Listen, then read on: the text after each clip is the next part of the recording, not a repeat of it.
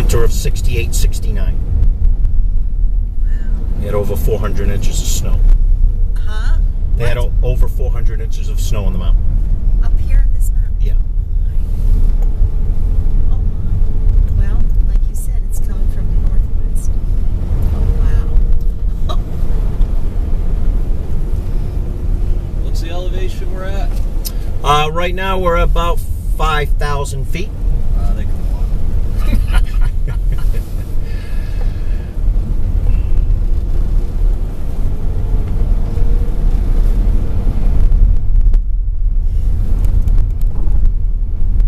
They've got 6 long miles to go.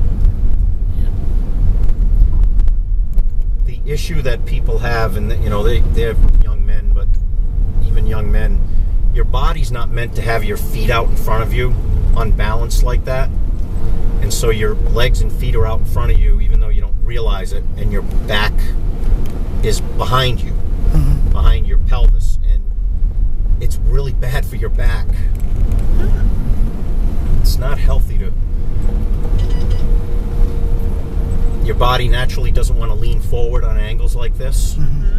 So you've got this uneven gait.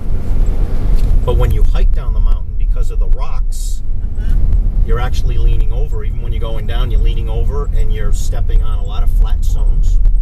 So your body, it's actually much better for your body than walking down this road. For a long time, they didn't allow people to walk down, but so many people did it anyway. You couldn't stop them. Yeah, they just said, you know what, let them go. Just be careful, don't hit them in the fog. Yeah. You did a great job of missing those people in the fog. I'll say. Because a couple of them, I didn't see them until... They were right on top. Yeah. I love this job. I was so excited when I got hired. I've been up this mountain hundreds of times. I've hiked it hundreds of times, and I love the mountain. But my job is to get you folks up and down safely, and I look at the road. And I'm glad that I do that because, like you said, Ken, I was surprised a couple of times. I mean, they just walked out of the fog.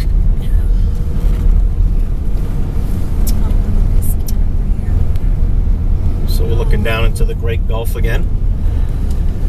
There is a small lake down there we can't see, but the lake itself, even though it's over 1,000 feet lower than we are, is actually higher than the Wildcat ski area. It's called a glacial tarn. It's spring-fed, and it's one of the starts of the Peabody River, which is the river that, if you head north of here, it's one of the only rivers around that flows north. If you go north of here, you'll see it on the side of the road. Is that snow up there at the top of that? Is that, or are those rocks way up there? Those are rocks. Oh, okay. And that's above tree line. Okay. The cool thing about that is we just drove through that when we were in the tundra. Yes. And that's what it looks like from, a mile away. It looks all gray and green and open. Well, it seems to me I read someplace where originally that's how the White Mountains got their name, because as the settlers were coming in, they could see the rock, and it looked white, I guess, when the sun hit it. So that's how White Mountains got their name. That is a true story, Ken. It's called mica schist, and there's also a little bit of quartz up here. Incidentally, there's no granite, even though this is the granite state. There's no granite in the presidentials. And yes,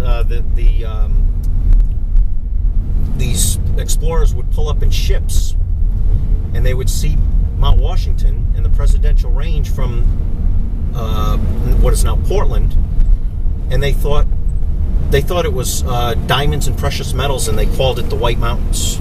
The Indians told them it was called Crystal Hill. So originally it was Crystal Hill, and they named it the White Mountain, and then eventually the White Mountains. Yeah.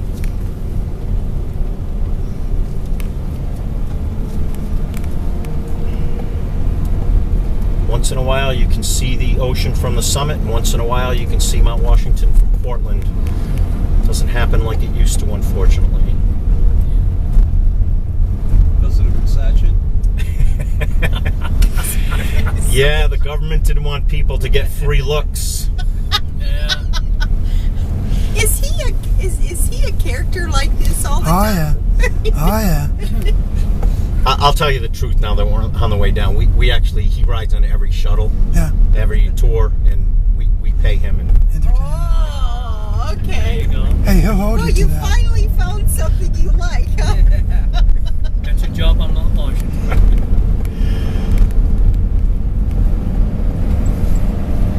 we had a gentleman last week from Pennsylvania who kept saying, "So who owns these woods? The government? Who owns the top? The government?" Yes. And the stage driver, said to me, he said, "I think I had a guy who was paranoid about the government." Probably was. He wanted to make sure that we were on private property. He didn't want to get any. Maybe he was a fugitive. I don't know. Not allowed on government property. He might have been looking for asylum on the auto road. Yeah. There you